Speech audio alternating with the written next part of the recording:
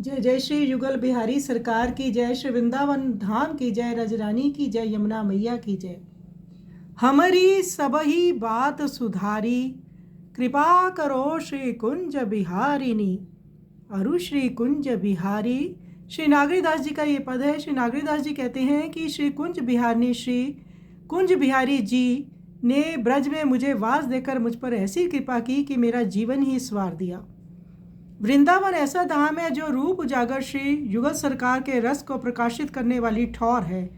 इस निज धाम श्री वृंदावन में नित्य ही केली रस अखंडित धारा से बहता रहता है एवं उनके निज रसिकों का नित्य संग मिलता है। युगल सरकार की कृपा से रसिकों के संग सुखकारी यहाँ है, जो उनकी लीलाओं से परिचित कराते हैं, दर्शाते हैं। इस धाम में किसी भी प्रकार का कलेव व क्लेश व्याप्त नहीं होता है, इसीलिए ये धाम विश्व में सबसे न्यारा है।